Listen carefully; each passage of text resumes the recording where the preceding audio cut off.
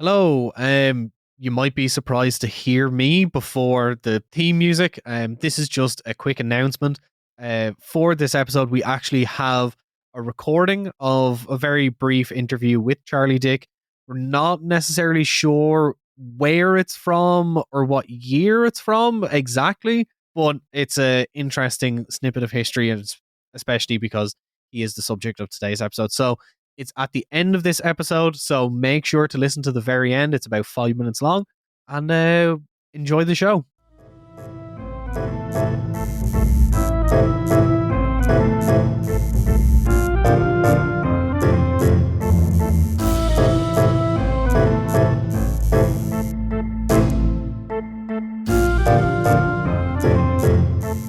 Oh, Matt, so what is Santa bringing you this year? Coal, gruel, disappointment. I'm a big fan of gruel. Actually, I think gruel's due for a a Nobu style comeback. Surely, some hipster chef's going to bring back gruel. I mean, like, to be fair, it's the way the fucking country's going, mate. We'll all be eating gruel in 2024. I mean, like, look, Huel has just rebranded like Soylent and gruel mixed together. Like, I was watching the Muppets Christmas Carol the other day, and I was like, do you know what?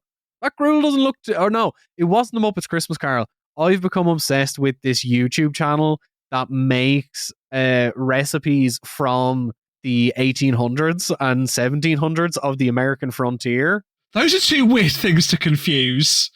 What? Muppets Christmas Carol and a YouTube channel about 1800s recipes. Look, those are not the same thing. Look, to be honest, they're all eating gruel anyway, but... I watched a video that was about, what, working men in the fields would have eaten for, their dinner and their lunch and everything. And there is one shot of like a very thick porridge. And I was like, do you know what? I would have thrived on gruel. You would have thrived on gruel. Your ancestors thrived on gruel, and you will thrive on gruel too. Exactly. 2024. We're bringing back gruel. We're making gruel cool again. I think I'm a fairly easy person to buy Christmas presents for because, books will always be welcome. Weirdly nostalgic action figures, if you're looking for a gift idea.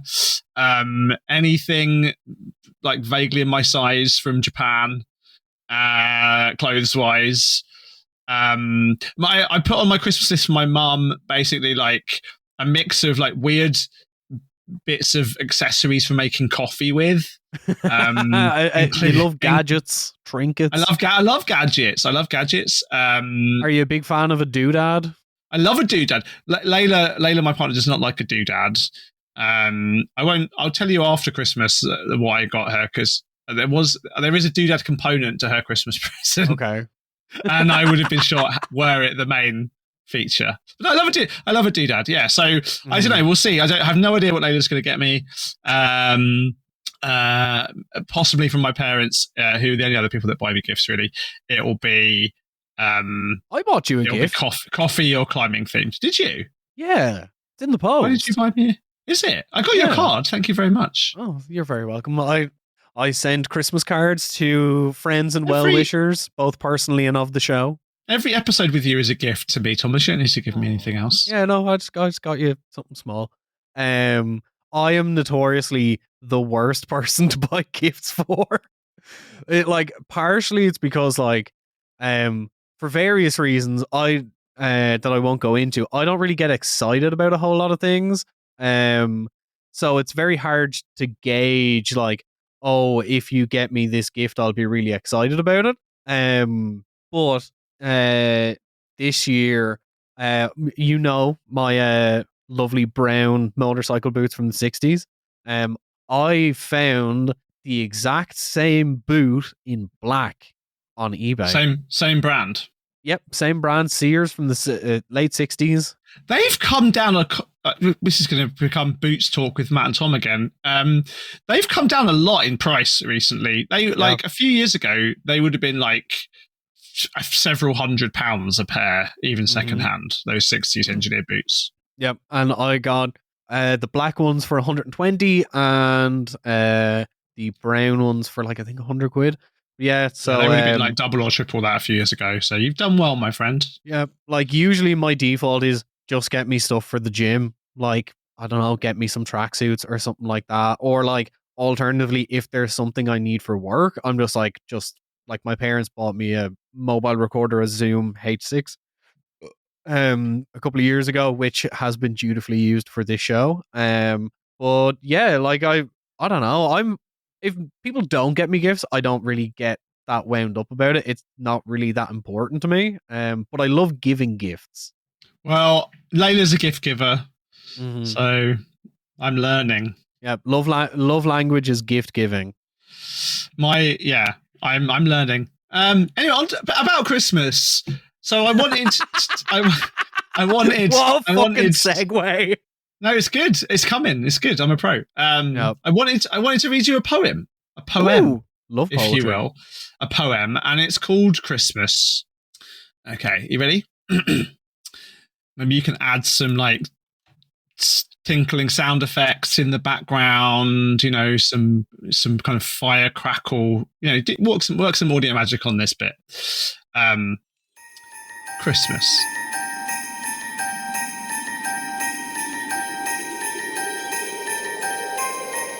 Yet once again slow time has worn far out the dying year. Again the Christmas songs ring forth, the songs I love to hear. Still vivid in my mind remain those long past Christmas tides, and knowledge that in simple things true happiness resides. So dear the rural charms I knew, the church bell's distant chime, the leafless trees, the snow-clad hills, a dream of eventime. And Swarland to the plain below shone forth its tiny lights, how oft I viewed them from afar on frantic winter nights.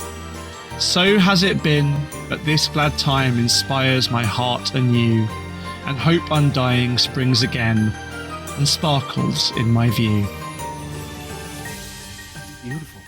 Who wrote that? It was written by a man called Charlie Dick, who is, as people will know because they've read the title of the episode, the topic of our talk today. So tell me more about this this beautiful penman. Well, you forgot the intro again. Welcome to Beneath the Skin. Oh yeah, sorry. Welcome to Beneath the Skin. Hey, look, it's on the premium feed. They know. Welcome to Beneath the Skin, the show about the history of everything, culture, history of tattooing. I'm one of your hosts, Thomas O'Mahony, and joined as ever by my Christmassy, festive co-host, Dr. Matt Lauder. So that poem was written by Charlie Dick whilst he was interned as a prisoner of war in Stalag 20A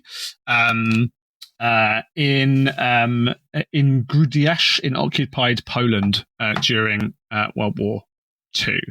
And in fact, you know, this isn't really a particularly Christmassy story, although the kind of inciting event takes place on Christmas Day, which is why I wanted to include it as our topic for today. Although, as always, you know, or as often, you know, listen to a podcast, what you're going to do, there's going to be some Nazis in this one.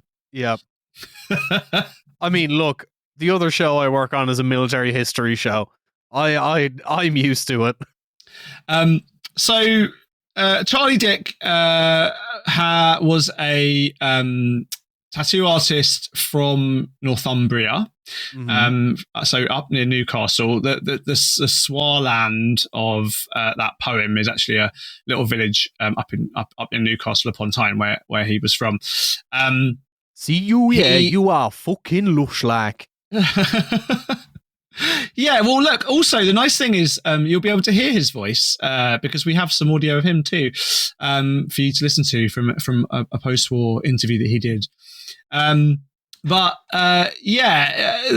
Maybe we'll start with this inciting event and then we can rewind into his history a little bit.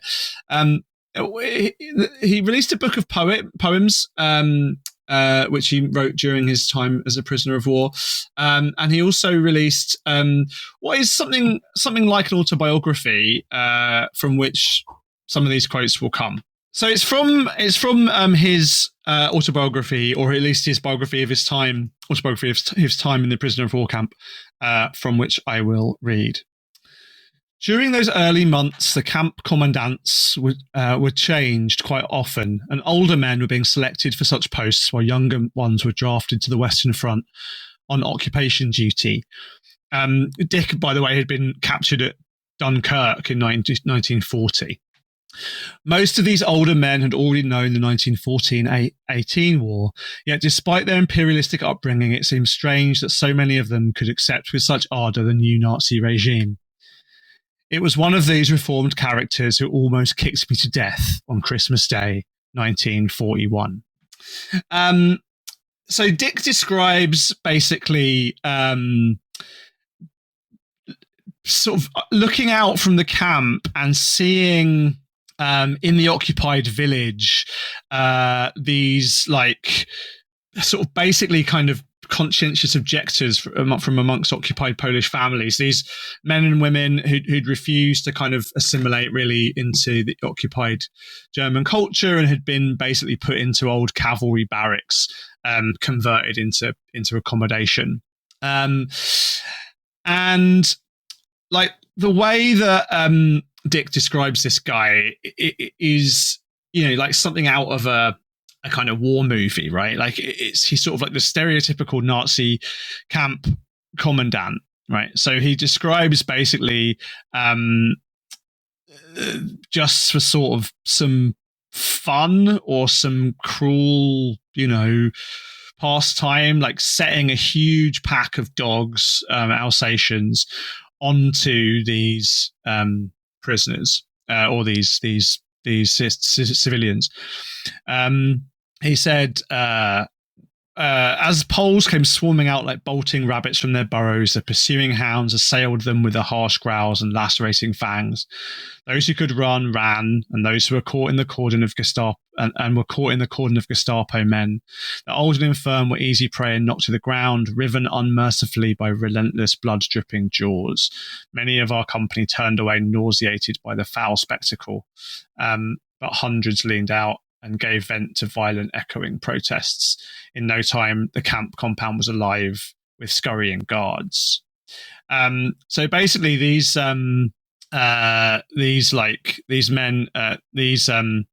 civilians were basically like kind of, you know, set upon by dogs, and the British and other Allied prisoners of war like oversaw it, watched it happening from the windows of their camp, and basically kind of started to, you know, revolt against their occupiers, right? So he goes on to say, I couldn't help thinking this was one of the Nazi methods used to terrorize Poles who showed us any sympathy. Incidentally, it was the anniversary of a breakout, and at the time much sympathy had been shown. Christmas dinner that day was not impressive. Our earlier conduct did not warrant the usual generosity of the festive season, and at midday we queued to receive 1 litre of barley, a tasteless grey mess which incited the bladder to endless activity. Nevertheless, quantity would compensate for lack of quality, so with scores of others I slopped down the scalding soup and dashed down to queue outside the cookhouse in the hope I'd be included with those lucky enough to receive leftovers, or as they were universally known, bucks. He describes then basically waiting for food, waiting for scrapings from the boiler. There was nothing left. And he basically thought if he waited long enough, he could maybe get a final scraping. So Christmas Day, 1941, he said, I decided to stick it out till the very end. 1 hour, 2 hours, 3 hours, and still that door remained closed, the door of the boiler. I was just on the point of retiring to the billet when, without warning, I heard a footstep behind me. There came a loud oath in German, and as I turned in amazement, I was caught off balance and went down beneath the sledgehammer blow of the commandant's gloved fist. I couldn't move quickly enough, and before I could regain my feet, the German began a vicious attack upon my stomach with his heavy boot. I rolled aside, and he followed his assault, almost breaking my neck with a savage stamp of his heel. I arose, gazing into the haze of flashing stars and zigzags. My assailant had gone, leaving me bruised and battered and surging with acid hatred. Maybe revenge would be delayed, but Providence would attend to that. So that was Charlie Day's Christmas Day, 1941.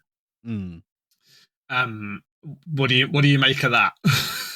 Not an ideal way to spend Christmas Day, but it will certainly make everything that follows like quite interesting. We should maybe rewind a little bit to talk about like how we ended up there.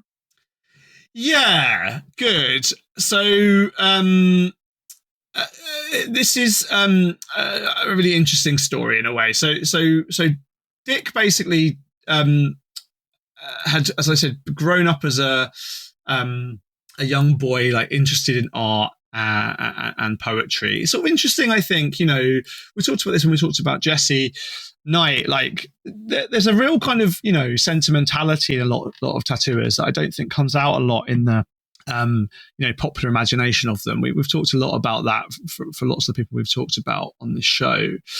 And he describes basically like joining the army. So he joined the army in 1939 at the outbreak of war. And he said in an interview many years later to a tattoo artist called Ozzie Jobson, who was interviewing him for a British sort of tattoo industry magazine. My father had no tattoos, but he was not against it. When I joined the army myself, he even suggested I keep a permanently illustrated record of my travels in tattoo form. And actually, his autobiography and his poetry book are both have some of his illustrations in them. He's a beautiful little, a draftsman. I began to do this at Rawdon Camp, Hampshire, where an old tattooist had his studio in the front section of a cafe, where nightly crowds of soldiers congregated for a wad and a cup of char and a tattoo. I'll always remember the particular smell of this rough and ready tattoo den. It was a mixture of hot tea, cigarette smoke, ink and sweat with an overall cloak of carbolic. 45 years later, I can still vividly recall that almost solid aroma. If anyone mentions tattoo to me, I always recall the atmosphere of our first christening into the tattoo world. How that old tattooist survived in such conditions is still a mystery to me. He did mostly military-type designs and knew them all by heart. There was no fear of his massive machine breaking down. It had the flash of a welding nozzle and the kick of a road drill. And even though he used a single needle outline, the power was the same. That's why many soldiers got blotto before facing him. A further boost to the operation was a constant shower of his cigarette ash, which fell upon the gory area of the tattoo. It stops excessive bleeding, he used to say when we complained. Bring it back. Yeah. What, using fag ash to heal your tattoo? What would TikTok say about that? Oh, I don't really care what TikTok has to say about that. It's just so funny. Oh, but like, fully could imagine someone saying, I was like, it stops you bleeding. It disinfects the wound. You're fine. Yeah. Carbolic, by the way, is a kind of like smoke.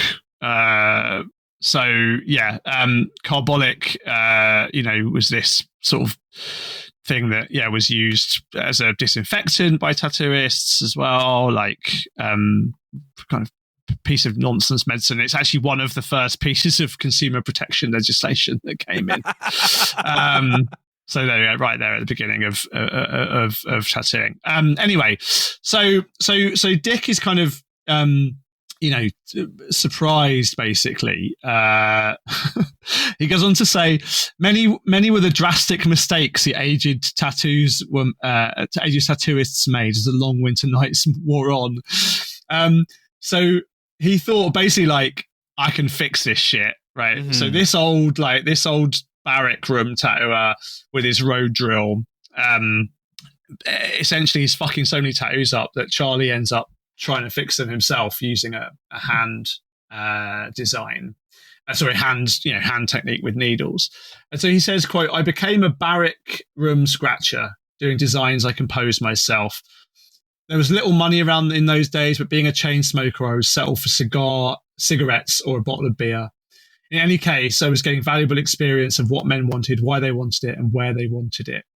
And I learned there'd never been an end to requests so long as no one reported sick and brought down the censure of the medical officer. So he basically sort of become, because he was a sort of talented artist, become the kind of tattooist per se. And it turned out that both amongst his own, brethren, and when they were captured at Dunkirk, that he was able to basically like pass the time and get a few cigarettes, maybe boost his rations a bit by becoming the kind of de facto tattooer of the prison camp. And this is actually like it's a pretty kind of standard practice, actually. Like if you look at accounts of prisoners of war, tattooing, in the same as in prisons, same as on ships, it's a good way to pass the time when you have the tools available to make tattoos, right? You just need something sharp, you need a needle or a knife, or the means to make one, and you need some lamp black or something you can make ink out of. And this basically becomes, a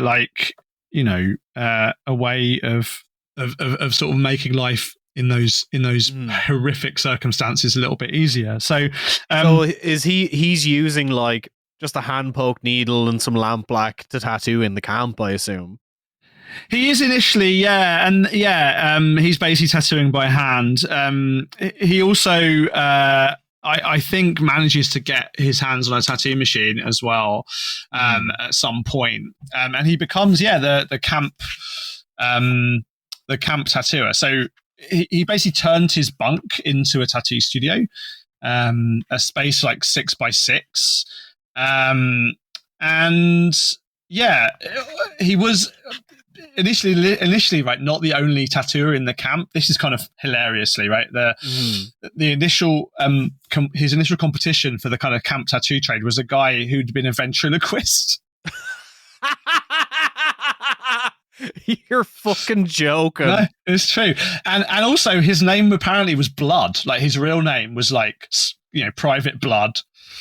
And so he tried to undercut Charlie's prices. But of course all his tattoos got infected, and so he came known as Private Blood poisoning, obviously. Right. Private Blood is a great tattooist name. Anyone out there looking for a name change? There you go. In search of Private Blood. Saving Private Blood. Whole different movie about a ventriloquist scratcher in a prisoner of war camp. We should write that movie. What's that movie? Is it The Day the Clown Cried? That's what's his name? Jerry Lee Lewis movie. Yeah, about like a clown in a concentration camp that has just been like disappeared into the ether. That's never been released. So tattooing is a pretty sort of standard thing.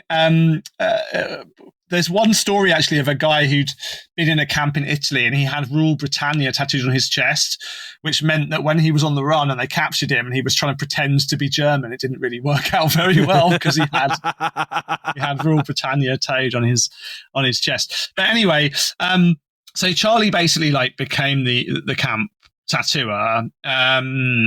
He reckoned he tattooed about half the men in the camp, like hundreds and hundreds of men. He couldn't ever get hold of coloured tattooing. He was only ever tattooing with a sort of bluey black. And so he said that basically anyone who he tattooed inside, he'd colour for them for free afterwards. And he said only one person ever took him up on that offer. Like 25 years later, someone came back to him up in Northumberland where he was working, and he got his tattoos coloured in.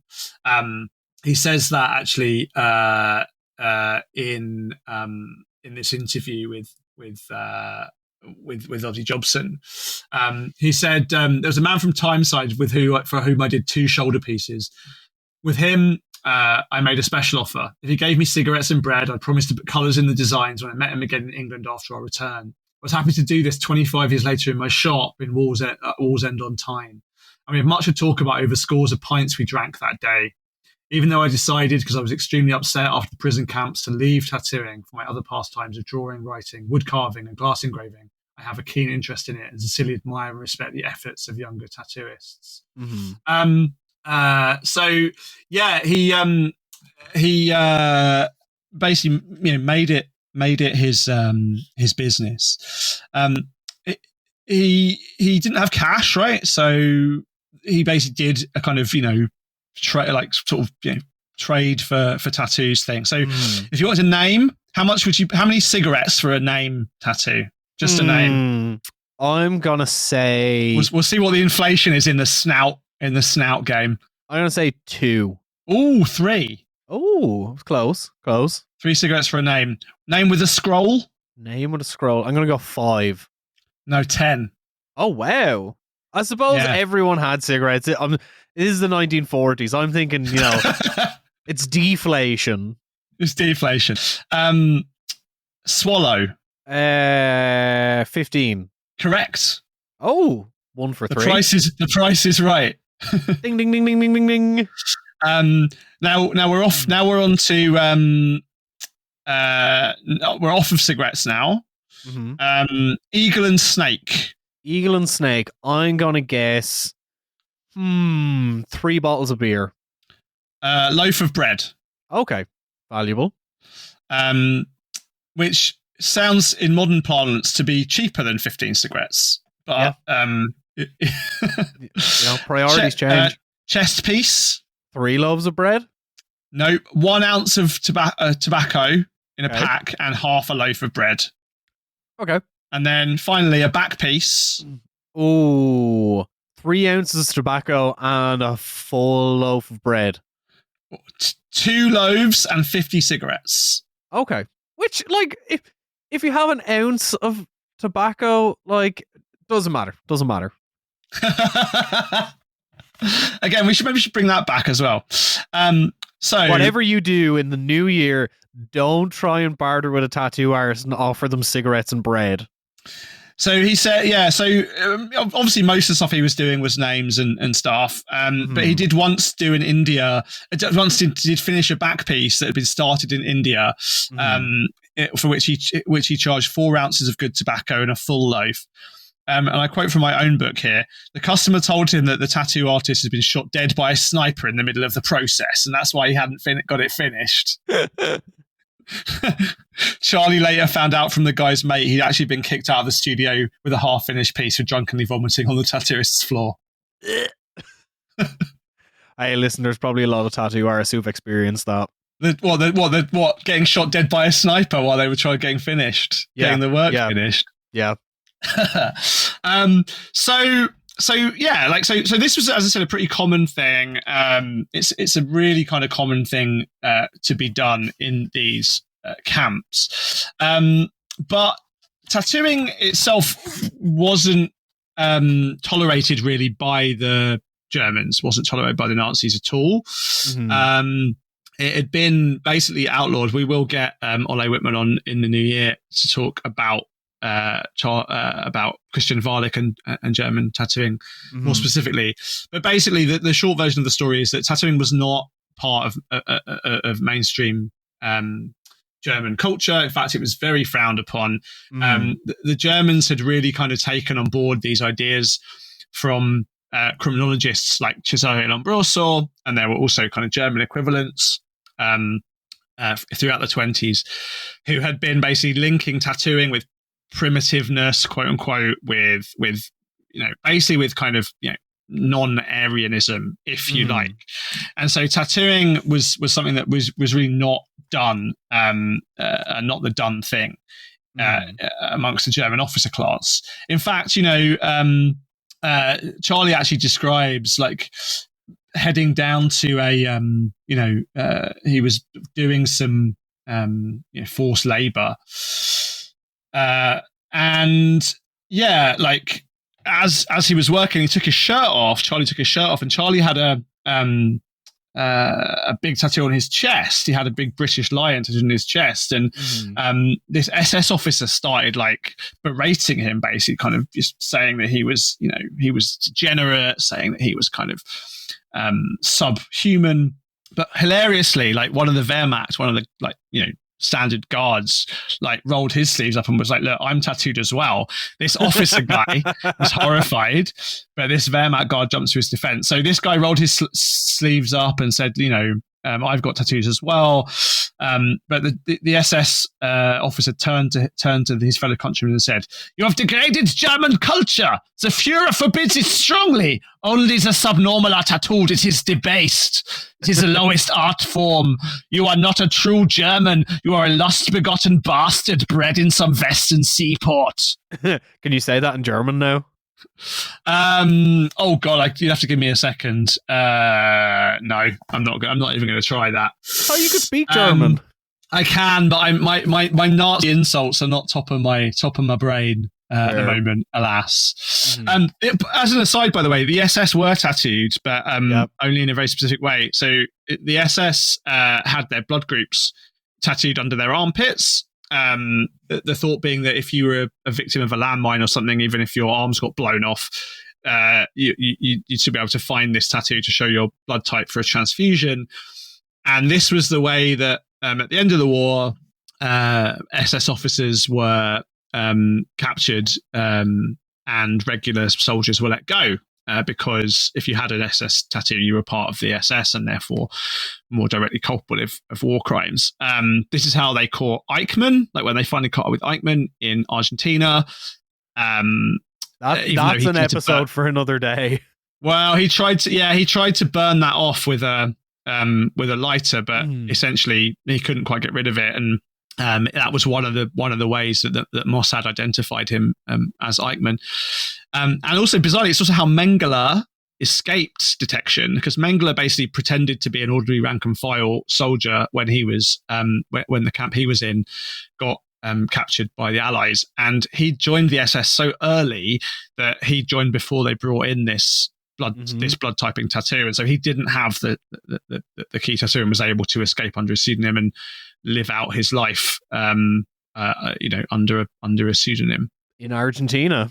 And a practice, by the way, the tattooing of blood types, something that one of the American doctor who was one of the witnesses at the Nuremberg trials thought was such a good idea that he tried to bring it in America. And there was a brief kind of Cold War trend for like blood type tattooing operations set up at county fairs. But I do think it's interesting though that this guy was sitting in the courtroom during the Nuremberg trials and was like, "Oh yeah, actually we should try that at home. That's a good idea." Yeah, there was a trend in the US of, it was in a particular state of school children between a certain age range were getting their blood type. They did it in Illinois first, and then it was called Operation Tat Type, and then it got rolled out for a bit. It was interesting. Yeah, it's like that cartoon of the turtle telling you to like get under the desk if a bomb goes off. Oh, protect and survive. Yeah. But anyway, so tattooing is not really the done thing amongst the Nazis, but and I don't want to talk today about I go into the chapter in the book about the forced tattooing of prisoners at Auschwitz, of numbers. We'll save that for another day because it deserves its own episode at a time with more, when we can devote some more context to it. But for the purposes of this episode, we'll focus on this tattooing amongst the German officer class. So basically what happens is Charlie thinks, right, so he's been kicked almost to death on Christmas Day 1941, and he's barely healed when this commandant comes to him and says, "Hey, I want you to tattoo me, Private Dick," right? Mm-hmm. So he said, he tattooed basically some of his clients, and he talked about basically tattooing a couple of the cooks. So some of this kind of more lowly ranking staff in the camp. He says, quote, among my clients were two of the cooks. They were men of material wealth. They had bucks and bucks, kept body and soul together in those early days. It so happened I just competed a pair of rampant lions on the thighs of one of the cooks. He took a particular pride in exhibiting them whenever warm weather permitted it, and they were admired by many, and by an odd chance the commandant, including himself, in the host of admirers. Then it happened. Late one night, he sent for me to go down to the cookhouse.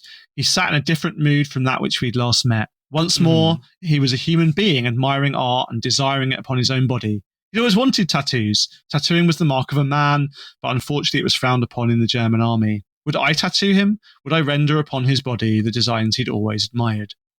My mind was not yet free of bitterness against him, for my own body was still discoloured by the wild tattoo he'd beat upon me with his heavy boots. With devilish calculation, I accepted his suggestion and promised that any design I executed upon him would be a masterpiece of my needles. Now he was smiling. His hopes had at last been realised. He was about to be tattooed and was as excited as a child opening his stockings on Christmas morning. When could I begin? Would I begin at once? Would I cover every part of both arms? Would I destroy the designs and never repeat them again on a living soul? Would I treat the matter with utter secrecy? Right? Is your average... real moral quandary going on in his head right now. Yeah, and a real kind of, reminiscent of the kind of thread on tattoo advice. Can I ask the tattooist not to do this design on anyone else? Can I get a whole sleeve done in one session? Then he said, Dick thinks about it. He says he's already being carried away on a great tide of childish enthusiasm. He began undoing his belt and removing his tunic. Rising to his feet, he walked to the door to bolt it securely against intruders. And as he did so, I braced myself for the coming ordeals. I would put this monster in hospital for many days to come, and at the same time expose him to his superiors as a tattooed man. Here was revenge, but this revenge would be as bitter as it was possible to make. I walked to the door. Dismay swept to the face of the German. Had I refused to oblige him? He laughed. How stupid of him to think I would work upon him without tools. With all the haste, I rushed to my bunk, and I sought out all the discarded needles I could find. Needles which were pitted and brown and rust. With adamant resolve, I bound them with thread. So he is tattooing by hand here. I bound them with thread in their various sets, and finally, fully equipped, I returned to the cookhouse to start work. There sat the commandant, beaming with pleasure and anticipation. First, he would have an exclusive design of oak leaves surrounding a swastika on his arm, then the Virgin Mary, then a horse rampant upon its hind legs, then a heart with his wife's name, then after that a large eagle with savage eyes. In fact, he would dictate his requirements as I progressed. That would be better, as I might forget what he originally planned. It would not take long to cover his arms, he declared, and then of course there was his chest and his back. Before me, I could see a long, tedious and tiring night. Here was a client who knew absolutely no sense of reason, who knew nothing of the implications of tattooing, who was finding the novelty of the process an exciting adventure which needed no preparation. I took full advantage of his ignorance and began to work upon him without delay, driving into his flabby arm with the rusty needles with sadistic resolve, and cleaning them deep within his soup-nourished flesh. Throughout my experience as a tattooist, I'd never worked so deeply as I did upon that German, and throughout my experience, I'd never known a client so unflinching. He was unmoved, even thrilled, as I soon deduced that for the first time in my life, I was handling a real sadist. Could I not tattoo deeper? It would make the tattoos more permanent. It would make them the best tattoos throughout the length and breadth of the fatherland. With renewed vigour, I worked upon his arm till the blood flowed from his fingertips and drenched the knees of my trousers. Often the needles became lodged in his flesh, and it was only with difficulty I could withdraw them. Despite the black film of Indian ink covering the needle points, I could see at least 3 were broken off and left in his arm. The German neither knew nor cared. The job was in progress, and he was becoming more stimulated with every injection. Time and again he urged me to go deeper, and time and again I said it was impossible as to penetrate a vein. But before the sitting was ended, as I was worn as the needles which I'd burnished in the commandant's flesh, that there could be no end. The tattooing must go on and on. There must never be another chance again. His words reminded me of the fact. For my part, I knew there'd be no further chance for me to avenge myself, so I hurried back to my bunk and equipped myself with a 14-needle tool, which I'd long discarded. The thread was almost rotted off, so I rebound the needles afresh in a new holder and returned to resume my task with renewed ardour. By the time the sitting had ended, my eyes were so strained and bloodshot I could not follow my tracing, and in the early hours of the morning, in a storm of protest from the commandant, I withdrew and wearily climbed the stone stairway to seek the lice-marred comfort of my blanket. I soon drifted away into an uneasy sleep, I could see the German sadist standing before me, in my dreams, an outraged medical officer with 2 arms, red and proud with septic poisoning. Incredible. Right? That's praxis right there. What a freaking great piece of writing as well. Like, he's such an incredible writer. And you can imagine that moment, right? Like, you can imagine it's so vivid. I'm reminded of some stuff that Adam McDade writes in his PhD thesis about tattooing people with whom you disagree, where Adam, has talked a bit about kind of unconsciously going a bit harder. But to hear this story of like Charlie grinding in like a hand-bound, rotten, rusty 14 mag so deep it fucking sticks in. Fuck like, yeah. Unbelievable. Deserve. Well, so by the way, actually, like, I'm reminded, maybe I've mentioned this on the pod before. George Bone, the London tattooer, told me that even as late as the 60s, if you wanted tattooing done, you should probably go at the beginning of the month, because that's when tattooers change their needles. So, this is just a slightly more aggressive version than what you'd usually get. But basically, like, Charlie's basically like, yeah, fuck this guy up right good and proper, right? Like, he's going to have blood poisoning, it's going to hurt, like, it's going to be awful. So he says, the swastika, the horse, the Virgin Mary, the eagle amongst others. What could be his excuse? His answers to accusations of transgression. I touched the tender lump on my neck where the jackboot had landed and felt no qualms. The following morning, as we stumbled out onto the compound to fall in on our respective working parties, my eyes were alert to spot the commandant. There he was, large as life, immaculately turned out and brisk as ever. There seemed no sign of disability in his arms. They were as active and demonstrative as before. I was disappointed and even vexed to see the German so obviously unaffected by my rusty needles. I gained consolation, however, in the fact he was probably putting on an act of bravado to cover his discomfort, and marched off to the railway station to unload coal, compensated by such a thought. That night, however, I was to receive my greatest surprise. Again, I was sent for. There he sat, the tattooed commandant, hungry for more. His arms were lily white with not a trace of inflammation or discolour. The patterns had taken perfectly, and he exhibited them with all the aplomb he could muster. Normally, I should have felt the warm gratification of achievement, yet I stood there cold and dejected to behold such an inexplicable failure. He was so good, he couldn't even fuck them up on purpose. Yeah.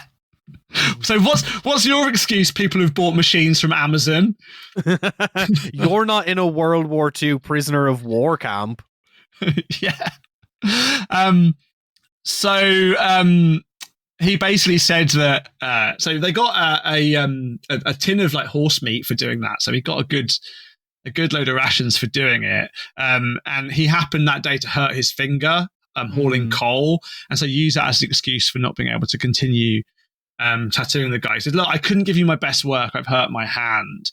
But actually, Charlie did sort of get his come up and get his his revenge in a way, because clearly this guy's superiors found out he'd been tattooed and used it as an excuse to ship him off, perhaps to Siberia. Like, he was well, not Siberia, obviously, but like some far flung part of the German occupied territories. Like, yeah, he was returned to his battalion and never seen or heard again. So yeah, a Christmas miracle of sorts. Of sorts, yes. I don't know what you make of that. Like whether that is proof of the existence or absence of a divine God. God is dead and we've killed him. No, that is a really cool story. Like, I think anyone would have that in his position would have had the same impulse. So I have to commend him on that. Have to commend him on being so good that he couldn't even do a fuck tattoo if he tried. Yeah, but I mean, he was clearly kind of traumatized by his time as a tattooer. After the war, he did tattoo for a long while, became very influential up in the Northeast, but as you heard from that quote I read out, like, ended up basically retiring, he became he painted Christmas cards. He became a really kind of key figure in collecting memorials for men that he had served with who died. He passed away in June 2003, and it is one of those stories actually where, sadly, I think his family were, not super keen to really talk about his tattooing time, particularly because he'd obviously withdrawn from it for such a long time. In his obituary, which was published in the local paper, he was described as, quote, he died at the age of 84. He was described as a writer, artist, poet, and woodcarver, and a well-known figure in Felton near Alnwick, where he lived. Captured while fighting in the rearguard action at Dunkirk, he was held in various camps and suffered frostbite while taking part in a 1,000-mile march with other POWs during the German retreat. He witnessed a number of atrocities against Jews and did a painting on the subject, which hangs in a museum in Jerusalem. After the war, he worked at Blythe Power Station and as a tattooist in Blythe before joining the district council. Mr. Dick, whose wife died 2 years ago, wrote a book about his POW experiences and championed the cause of ex-prisoners. He was a talented cartoonist and poet, and his work is seen in local pubs. He was involved in stick carving and other woodwork. Yesterday, his son Alan said, "My father was a well-known character. Drawing and writing poetry was his hobby." So he also crafted a war memorial up in Alnwick.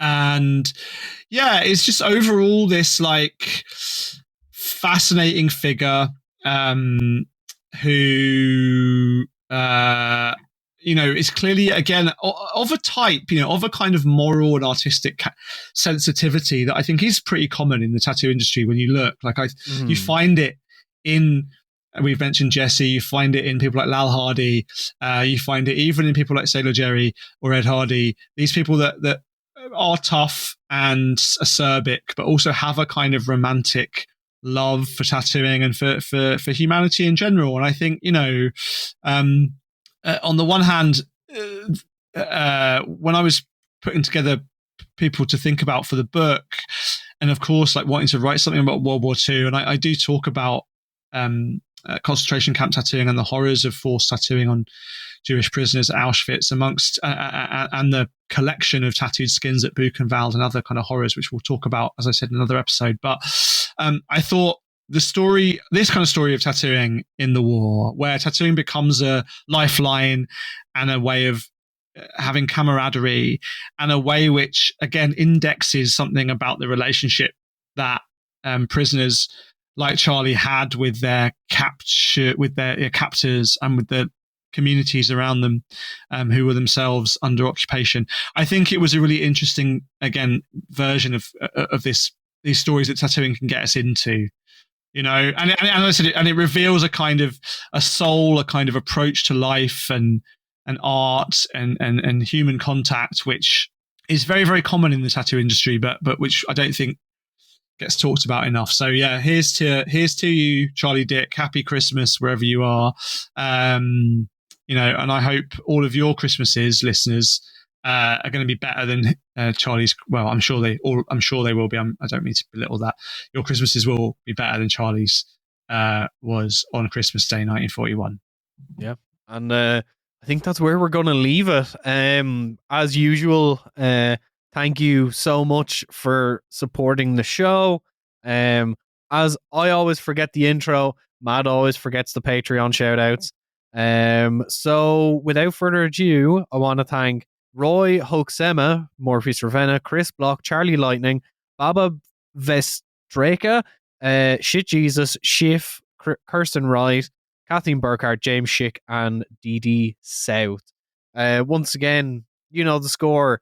Without you guys, the show isn't possible. So thank you so much for supporting us with your hard-earned money. We appreciate it so much. And thank you. If you are enjoying this episode, we have something very, very special coming out for you all, for not just you, but all of the listeners on Christmas Day. I think a real treat. Yeah, like we talked about before we started recording, it's probably something that the vast majority of people have never heard. It's something that isn't even online. So with that in mind, it's a thank you and a happy Christmas and a happy New Year from me. Happy Christmas from me. As always, quickly, the sources for this episode. I'm trying to make sure we do that. You won't be able to find these books. They're both long out of print and really difficult to get hold of. But one of them is Charlie Dick's book, POW, published in 1958. So it's called POW, True Prison Camp Horrors. And then the other source is his book of poetry, which is called The Poems of Charles Dick, which was published, self-published back in the 1940s.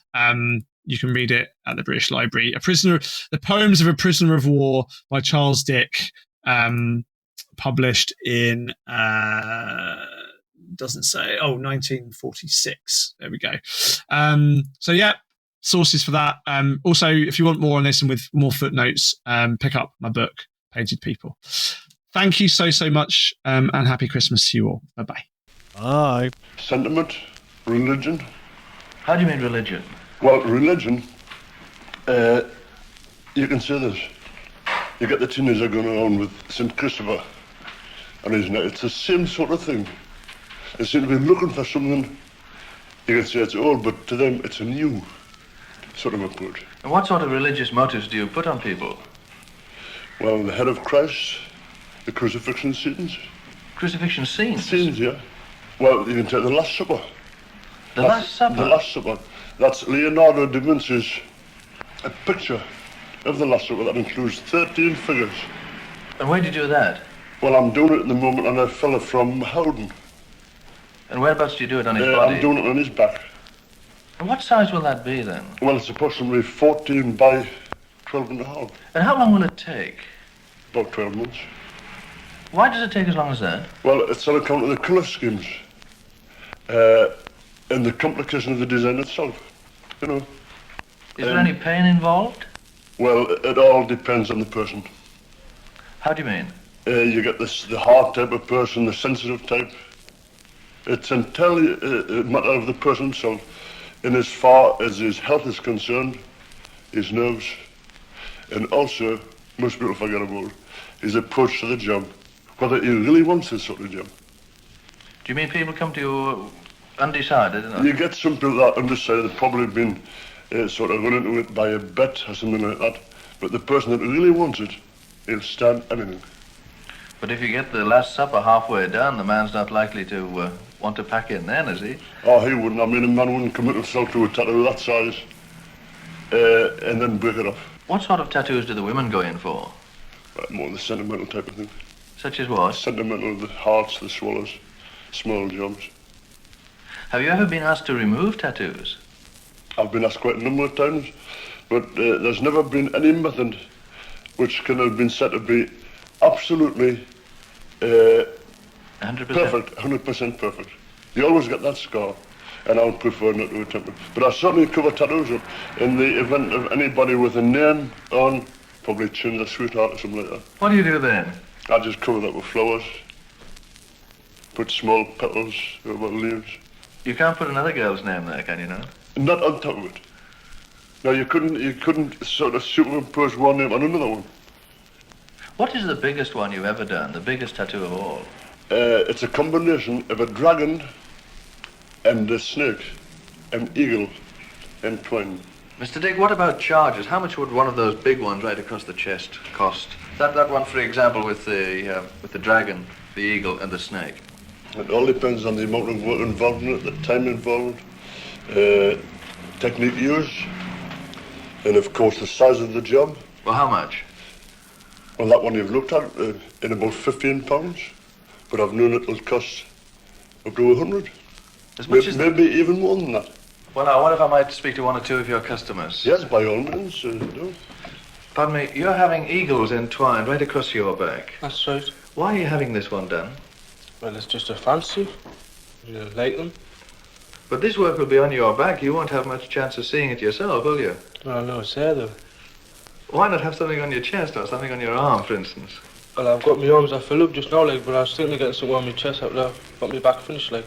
Do you find it painful? No. Or dangerous? No. What about the cost of it? How much is it going to cost you to have those 2 eagles done? I've got no idea. When I come here, I just put a pound's worth, like £2 worth on whatever I want, whatever I can afford, and just puts it on. It just goes on and it's finished. What do your friends say about it? Well, they just laugh, say I'm daft. What do you say to that? I just take the notes of them. How about you? What are you having done? Oh, well, I've got everything done just at the moment, like, but I'm thinking of getting a chest piece on. What will that be? I'm thinking of getting a sailing ship on, like, and the 2 mermaids at the bottom of it. When you say you've got everything done, what do you mean precisely? I mean, you see, I've got most of the little ones done now. I think I'll go on the big stuff.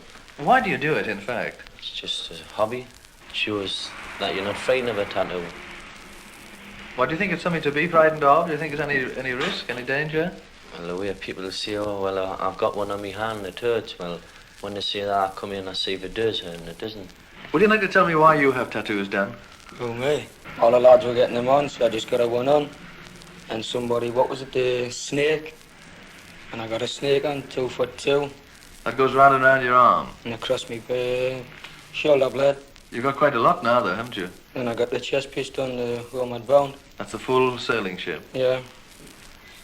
I just fancied that one on because I've just come back from sea. Well, look, I haven't got any tattoos at all on my body. What do you suggest? Well, I suggest you get the one I've got on. Because everybody thinks it's a good tattoo.